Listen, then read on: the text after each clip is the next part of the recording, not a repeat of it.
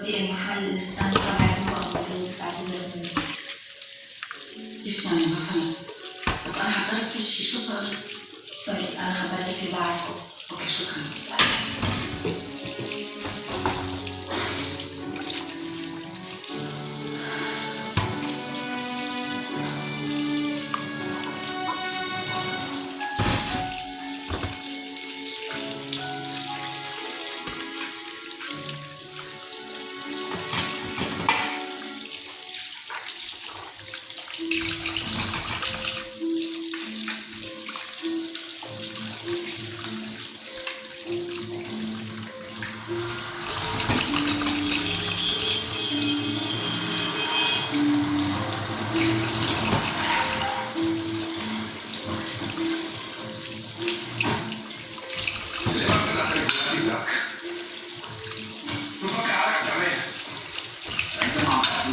حسابي بص قلت لي روح خوفك الدكتور صار تفرش عنا بس انت ما عم تعطيني مالك الحساب اللي اتفقنا عليه. الدنيا شفتها ببيت أزيد امبارح. شو؟ أعوذ بالله. اسمعوا لها كل حركاتك ومقرراتك من شغلي. أنت بدنا خوفها لحتى تطفشها ولحتى تأذيها. وإذا رجليك هدول بيهووا على البيت اللي ساكن فيه بدك يكسر لك إياهم. تفهم؟ خدنا علمك فوق؟ خدنا علمك. قلت لك ما دخلني صدقني. بعدين من الآخر أنت ما كملت لي الدفعة مشان خوفك، أنا. Bakit na tayo, guys? Hindi na ako nakapagsalita kanina kasi nung amo ko.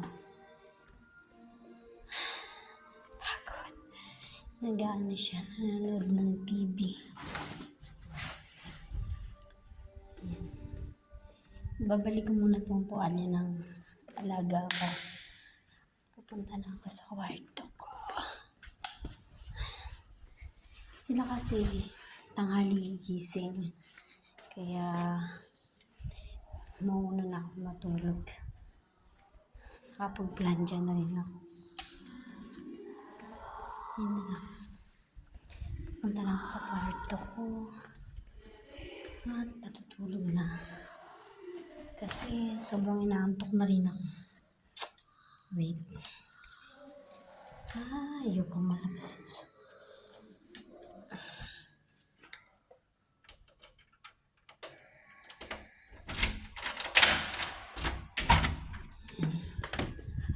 Ay, andito na ako sa kwarto ko. At sayang yung video yung ginawa ko. Sinagot ko pa naman lahat ng tinanong sa akin nung nag-PM sa akin. Sinagot ko pa naman lahat ng ano niya, ng tinanong niya sa akin about sa kung paano ako nakapag-adjust. Nakarating ako dito sa trabaho ko na to. Tapos, ouch! Hubad muna tayo. Na-delete yung video.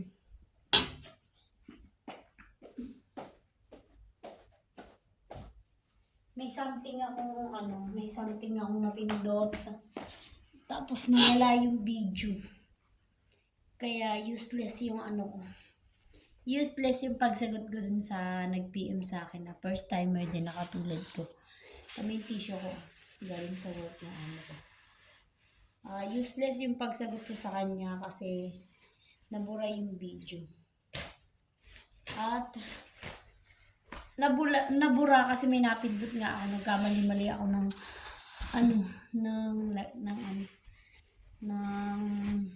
tawag dito? Smart na mata.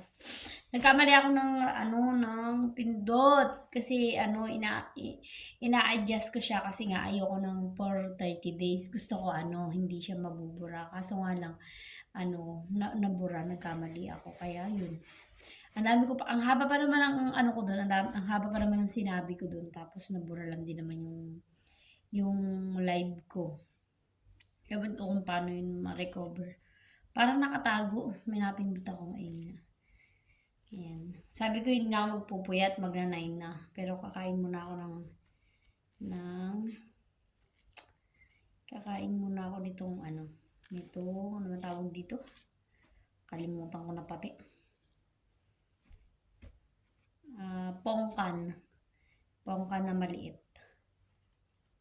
Ano bang tawag dito sa Pilipinas? Nakalimutan ko na yung maliliit. Kasi ang pongkan malaki. Ano tawag dito?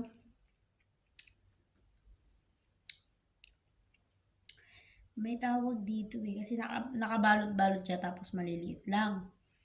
May tawag dito, nakalimutan ko na.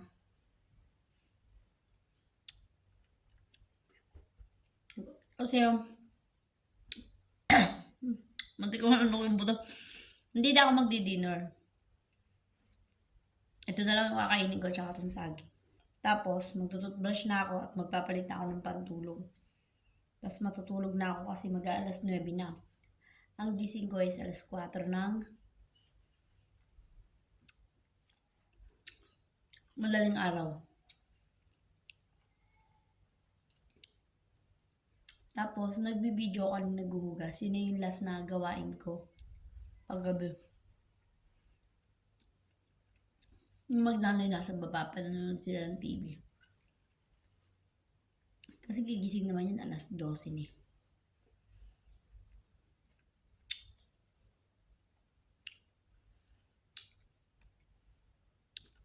If ever may kailangan sila na itanong mo chinachat na lang nila.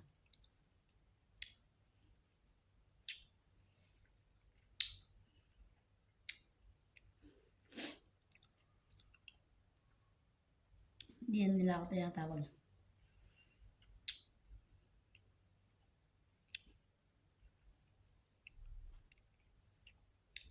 Kalimutan ko talaga yung tawag dito sa Pilipinas eh.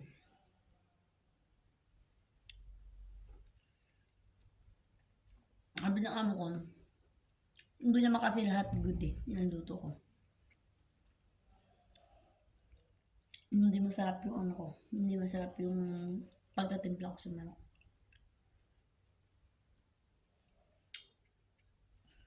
Pero nag-explain niya sa akin na maayos yun. Tapos, kasama rin ako magsalita sa pamamaraan. Tapos, hindi niya ako pinapaya sa anak niya. Sinisenyas niya na hindi nga daw kumain yung mga anak niya. Siya lang daw yung kumain ng manok. Tapos yung iba hindi na nag-dinner. Siya lang daw yung amo kong lalaki na kumain din. Pero, hindi daw madami. Hindi daw nagustuhan yung lasa, kaya puro gulay yung kinain. Pero hindi niya ako ipinahiya o pinagalitan. Sabi lang niya, next time daw, ayusin ko na lang ayusin ko na lang daw ng timpla. Kasi, ayun nga, hindi ko kasi naibabad eh. Gusto kasi niya naibabad ko mga magdamag, ganun. Eh, hindi ko naibabad. Dinire-diretso ko kasi siya kanina. Tapos, na-toasted pa siya. Pagkaluto ko, na-toasted siya sa air fry. Nangyari sa kanya, inihaw na dry. Kaya, ang kinalabasan, hindi siya masarap. Kasi parang inihaw na lang siya na wala nang Kaya, sabi niya, hindi daw masarap. Tapos yung ginawa kong hummus naman, hindi rin masarap kasi walang cumin, tapos parang may something daw siyang nalalasahan. Isip-isip ko lang wala kasing walang cumin, tapos wala yung normal cream na nilalagay niya. Ubus na kasi yun. Doon siya nasanay. Ngayon, hindi ko na in-explain. Basta sabi niya, sa susunod daw, damihan ko daw ng blend, yun lang. Pero hindi niya ako ipinahiya sa anak niya or kahit sa asawa niya o kinausap niya ako ng maayos na next time daw ayusin ko lang ng pagka blend kasi hindi daw ata maayos yung pagka blend. Yun lang.